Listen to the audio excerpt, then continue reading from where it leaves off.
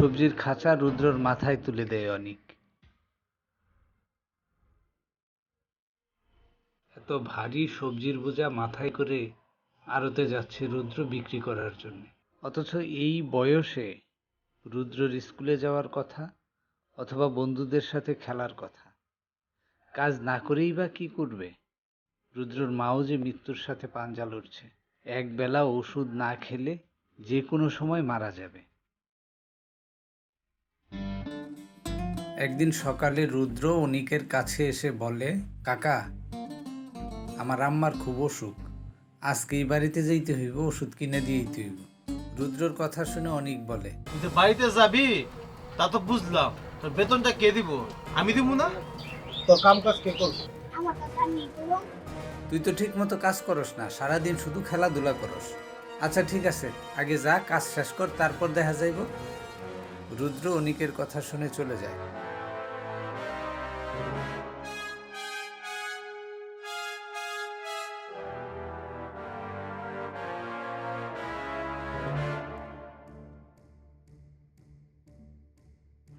অনিক বাড়ি থেকে বের হয়েই দেখে গরু এখনো কাদা ময়লার উপরে দাঁড়িয়ে আছে এবং এখনো রুদ্র গরুর গায়ের উপর থেকে কাঁথা সরায়নি।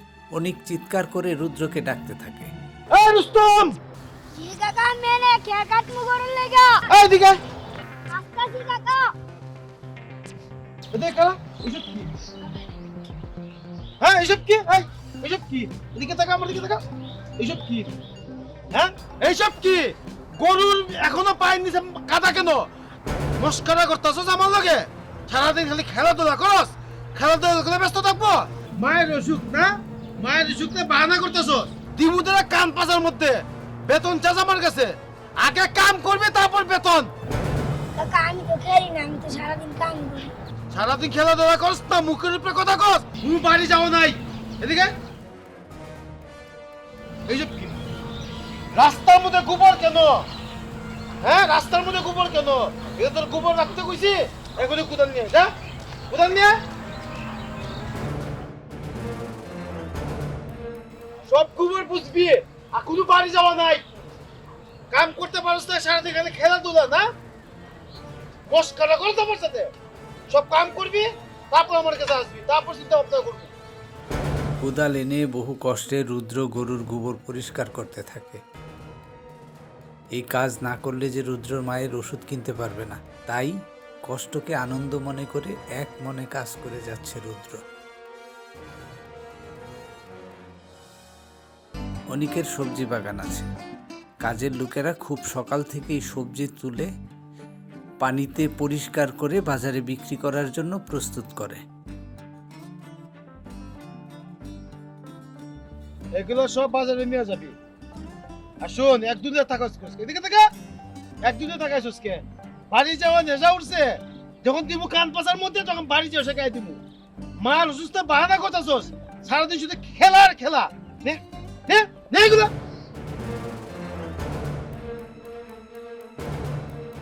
সবজির খাঁচা রুদ্রর মাথায় তুলে দেয় অনিক। হ্যাঁ? এত ভারী সবজির বোঝা মাথায় করে আড়তে যাচ্ছে রুদ্র বিক্রি করার জন্য। অথচ এই বয়সে রুদ্রর স্কুলে যাওয়ার কথা অথবা বন্ধুদের সাথে খেলার কথা। কাজ না করেই বা কি করবে? রুদ্রর মাও যে মৃত্যুর সাথে পাঞ্জা লড়ছে। একবেলা ওষুধ না খেলে যে কোনো সময় মারা যাবে। আসসালামু আলাইকুম বড় ভাই, কেমন আছেন? যাই হোক, মাশাআল্লাহ ভালো। আচ্ছা শুনেন, আপনার দোকানে যে আমার বাচ্চার হুন্ডাটা অর্ডার দিছিলাম। হ্যাঁ ওইটাই। ওই যে দাম যেমন কেন কইছিলেন? 15,000 টাকা। হ্যাঁ হ্যাঁ, আরে যত টাকাই হোক সমস্যা নাই, আমার বাচ্চা পছন্দ করছে। 15,000 নাকি, যদি 20,000 হয় তাও দিমু। সন্ধ্যাবেলা কি আইলে কি পাই যাবো? সমস্ত কাজ শেষ করে রুদ্র অনিকের কাছে আসে বেতনের টাকা নিতে। অনিক রুদ্রকে টাকা না দিয়ে উল্টা বকাঝকা করে। কে টাকা টাকা করো, সারাদিন তো ঘুরঘুর করস আর খেলাধুলা করস। টাকা পরে দিব না, যা মাস শেষ হোক, এখন যা ভাগ। কিন্তু এতিম রুদ্র সংসার চালানোর জন্য একজন প্রাপ্ত বয়স্ক মানুষের মতো ভারী কাজ করে চলছে। তোর আম্মার অসুখ, তোর আমার মরলেই কি আমার? হ্যাঁ অনিক রুদ্রর মাসিক বেতন পরিশোধ করতে টালবাহানা করেন। অসহায় রুদ্রর জন্য আমাদের মায়া হচ্ছে। রুদ্রের এই কষ্ট জীবনের অবসান হোক, এটাই আমাদের কামনা।